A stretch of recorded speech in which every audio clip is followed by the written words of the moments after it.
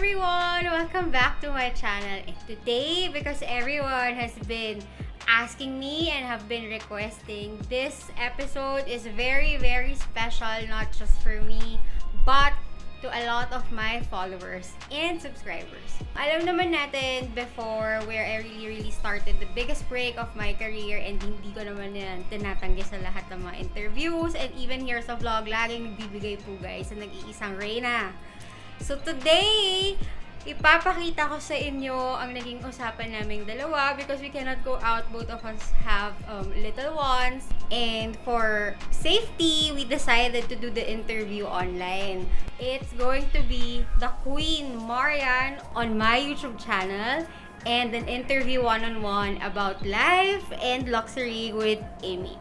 Eto na nga, let me show you how nice and how warm we are towards each other and how we've kept our friendship alive all throughout these years. Hello, Yan! Hi! Thank you very much sa pagpapaunlak dito sa aking munting YouTube. Napaka-Diyosa mo talaga. Of course! Ikaw pa ba? Thank you. Kumusta? Okay naman. Today, nasa shoot ako ngayon, kaya buti lang may chance at lunch break, di ba? Kaya naisingit ko ito. So, yun. Medyo kahit paano medyo busy pa rin yung schedule kahit may pandemya. But syempre, as much as possible, kung hindi talaga sobrang importante, gusto ko talaga na sa bahay lang ako kasama ko ang aking mga anak. Correct. Dahil bilang hands-on mommy ka. Diba? Sabi ko nga kahit before pag may nagtatanong sa mga fans mo, sa mga sa mga vlogs ko. Marami kasi nagko-comment talaga na they want to see Marian on my vlog. Ang taray, diba? Tinatanong nila. Diba? At least. Yes, na yun. Alam nila that So, tinatanong nila yung lagi kung kumusta si Marian, kumusta yung life with pandemic in the house, kumusta yung mga bata, paano na ma-manage yung time niya na career woman siya and mommy and a family woman at the same time. Naku, sa totoo naman talaga, sa realidad ng buhay, mahirap naman talagang pagsabay-sabayin na mag-alaga ng anak, kasi kusuming career mo, kasi kusuming asawa mo, at mga ginagawa mo sa bahay. Pero siguro isa sa mga masasabi ko, kailangan talaga time management. Dapat alam mo talaga kung anong priority mo sa buhay. Kasi kapag nakalatag yan at alam mo kung anong ipaprioridad mo, magiging madali yung flow, magiging smooth talaga lahat.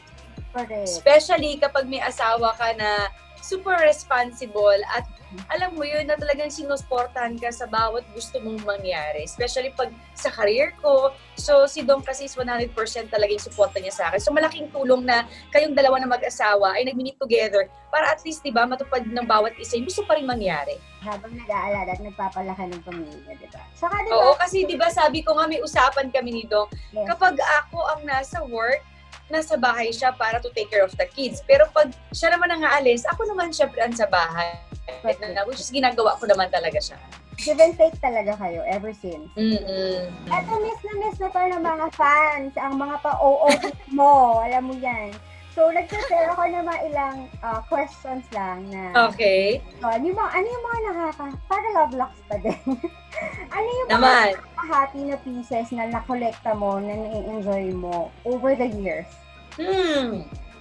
Well, madami. Kasi syempre pag artista ka, kailangan mo talaga mag-invest para sa sarili mo. Pero syempre, iba na yung panahon ngayon, nagkaroon ng pandemya. Pero i-rewind natin. Siguro masasabi ko, mahilig kasi ako sa flats talaga. Hindi ako ma-heels talaga na babae. Siguro nag-heels na ako kapag kinakailangan, especially with nasa shoot or nasa TVC or may mga guesting, yan. Pero yung talagang totoong ako, alam mo yan, mahilig ako sa mga flats kasi mas gusto ko na komportable ako at saka yun talaga ako ever since. Mahilig talaga ako sa slippers, sa mga doll shoes. So, yan ang talagang masasabi ko na hanggang ngayon, nagagamit ko talaga siya. Nasabi ko nga sa unang-unang vlog ko is, lagi ko sinasabi, diba? Everything, nabigyan ako ng chance dahil kay Yan. Kaya talagang kinikip namin lahat ng memorabilia galing kay Yan and super support. Ayun, meron pang isa. Siguro ang trivia, si Ralph and Russo. Favorite. Kung meron man akong isa sa mga heels na favorite talaga na brand, ayan. Kasi nakita ko siya, tapos pinahanap ko siya sa'yo. Sabi ko, gawin mo lahat para mahanap mo yan kasi sobrang gusto ko yung mga style and yung mga heels. Sobrang unique talaga siya. So, in fairness naman, nahanap mo naman. Correct. So, yan siguro. Flats and LoveLuxe. Correct. There, a little trivia. Sabi nga ni Marian, ang favorite and isa sa mga memorable na pinagtulungan naming dalawang hanapin is yung Ralph and Russo collection niya. At first, buntis pa siya nun. So, in-order namin yung mga heels. And that time, hindi pa nag-expand si Ralph and Russo sa lahat ng countries. So, exclusive lang siya sa atelier in London. If I'm not mistaken, syempre may 8 hours na pagitan from here and London. So, awake ako talaga in mga 2 a.m., 3 a.m. Nakikipag-usap ako dun sa appointment ko para makuha yung mga shoes na gusto niya. We're going to show you some of the clips ng mga shoes na mahal yan. And one of my real favorites is yung may rose sa likod ng shoes na heavy metal siya. And you know, if you see it in person, if you see it live, malapitan, talaga makita mo sobrang intricate tong details. And talaga mapapawaw ka na lang talaga sa mga creation ng Ralph and Russo. On a side note, Ralph and Russo is an haute couture brand. Recently, nagkaroon na sila ng mga RTW and then they expanded into shoes and bags and accessories, and they do runway shows every Fashion Week in Paris. So, isa sa mga favorite na yan. And a little trivia pa is nabigyan siya ng isa sa mga special na rose na bag nila because we've been buying a lot of her shoes, as in nagpapamade to order pa kami ng mga shoes niya. Ganun siya na in love sa brand na yan. And nahanap natin yan para sa kanya. Personal na mga favorite mo na brands? Well, personal, parang wala akong masyadong specific na gustong-gustong brand. Siguro depende sa style, sa color. Kapag naisipan ko at naging parang, ay, Aimee, parang type ko tong ganitong style. Gusto ko to. So siguro hindi lang ako nag-stick sa isang brand. Depende talaga sa style at saka yung magiging komportable ako. At depende din, example, may guesting, syempre iba naman yun. Pero pag personal, alam mo naman, gusto ko yung mga flowy, relax lang, di ba? Yung mga ganyan yung mga type ko. Parang wala tayong specific, di ba? Kung ano yung maganda at suit set, saka kung saan ka komportable, yun palagi. Di ba? Ang choice natin. There, for Maria, number 1 talaga to consider is comfort and what looks good on her so that she's always comfortable in whatever she does. Hindi yung iisipin na pa yung itsura ng damit or kung gaano kahirap style or bagayan. Para sa kanya talaga kailangan komportable, maganda, babae, malinis, and mabango palagi. Hindi siya particular sa isang klase ng trend lang all the time. As you can see, hindi siya nagsistick na pare-pareho lang lagi. Although, may mga times lalo sa sapatos pag gusto niya talaga, lahat talaga ng kulay yan. Which she will say in the next few minutes into our conversation. So, one tip again from the Queen is that kailangan laging i-diversify ang inyong mga choices and laging magkakaroon ng consciousness na komportable at maganda para sa'yo at akma para sa'yo yung mga bagay na isusuot mo. Tsaka alam mo na, nandyan si Melcy, sa mga bad influence, nagsasabi ng mga brands or mga comfy na, alam mo yun. Very updated talaga sila. Andito siya. Insert ka nga, dito nga, Mel. Hi, si Mel. Si Mel ang isa sa mga nag-i-influensya sa akin ng aking talagang rurok ng pagka-stylist. Ayan, so, si Mel ang dahilan ng lahat. Talagang ultimate. Sabi ko nga eh. Ngayon, question, if meron kayong mga favorite ni Dong, yung shared luxury piece, may masasabi ka ba na anything na na pareho niyong gusto or favorite? Kung may Siguro isa sa mga, hindi naman isa sa mga, pero si Dong kasi mahilig talaga siya sa mga watch eh. So yun talaga yung isa sa mga, magkasundo kaming dalawa pag may nagpugustuhan kami.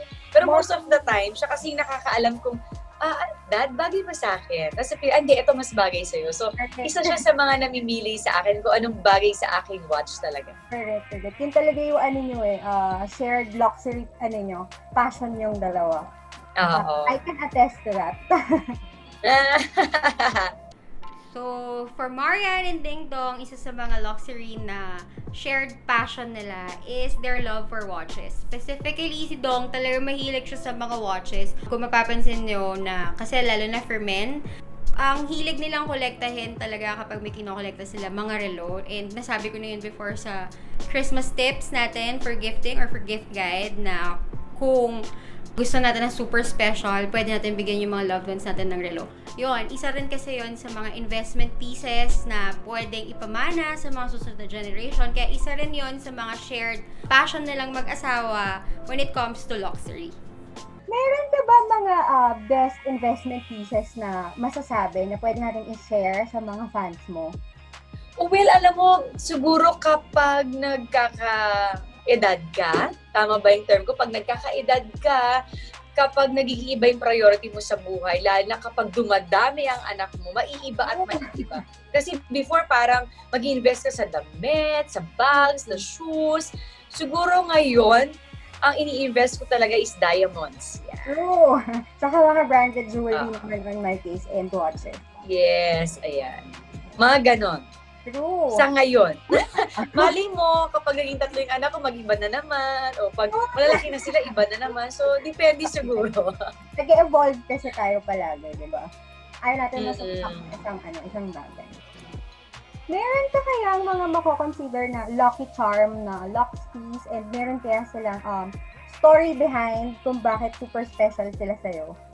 Madami siguro. Ano ba ang isa sa pinaka? Yung nga yung sinasabi ko, siguro kasi mahilig talaga ako sa sapatos, hindi ba? At kapag may nagustuhan ako, alam mo naman ako, gusto ko, iba-ibang kulay. Uubusin niya yan. Alam mo na, may pagka-probinsyana talaga. Alam mo yun, kapag may gusto kang isang style o naging komportable ako doon, gusto ko may iba-ibang color ako doon. Kaya anong brand pa yan? Alam mo yun, kay luxury ba yan or local?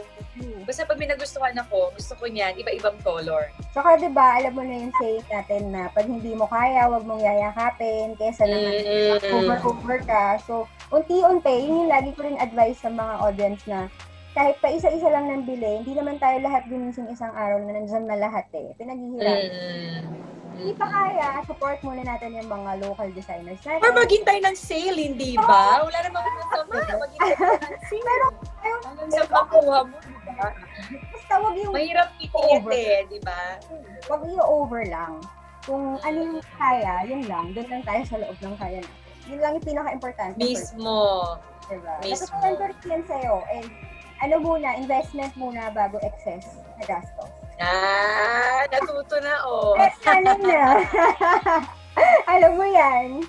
O yan, ayan, hindi na kita masyadong i-istorbohin kasi I know working ka. And super thank you for giving me the chance na ma-i-guest ka dito sa aking munting YouTube. Of course! Millionaire Siyempre, bago Internet tayo na ako. matapos, siyempre gusto kita i-congratulate sa iyong YouTube na nagdadagawa. So, for sure, marami kang natutulungan na, alam mo yun, gusto mag-explore or magkaroon ng mga kaalaman tungkol sa mga brands or mga gusto nilang staffs. So, ayan, congratulations sa'yo and more power. Sana hindi ito ang first and may next and next pa, di ba? Hindi ako papayag. So, good luck to you and congrats! Thank you. Ayan ha, don't forget, save the date, March 7, ang inaanak. March 7. So, hi guys! Abangan nyo ako sa March 7. Of course, with Aimee. Love you, thank you. Uy, magbabay na daw kayo guys. Come on, Glam Team! Magpapadala. Come on, Glam Team! Dali! Para kasama kayo! Kailangan nandyan kayo. So, ito ang aking Glam Team! Super loyal. Hello! Steven, Shark, Mel, Bien, and Tristan! Yes. Thank you! Thank you! Thank you sa inyo lahat.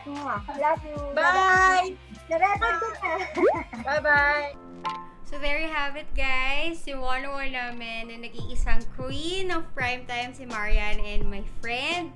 We're going to see you again on my little girl's special day. So she'll be there and baka mag-guest ulit siya. Let's see. Kagaya nga naman sinabi niya, mga tips on investments. Siguro mas magandang paglaanan talaga and pag-ipunan yung mga bagay na alam natin mas tumataas yung value, lalo na sa mga relo. Lagi ko sinasabi, mga branded jewelries, mga diamonds, kahit pa isa-isa lang yung bilhin natin. Pagdating sa sa mga ganitong bagay, okay na okay siya kasi sobrang worth it naman sila.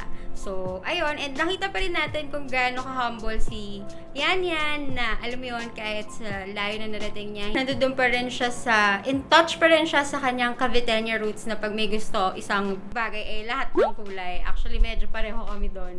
Sa kanya ko naman na yun. And super love na love talaga natin siya. Thank you again, Marian, for gracing our episode. And thank you na pinagbigyan mo ko na mag-guest dito sa aking YouTube. Thank you very much for all your support. I really, really appreciate you. So there guys, sabi ko sa inyo, I really read your comments. Don't forget to like, subscribe, and comment down below on the next episodes you'd like to see on my channel. And of course, don't forget to click the bell button so that you'll get notifications on what we're going to do next. I'm going to see you on the next episode. Bye! Thank you!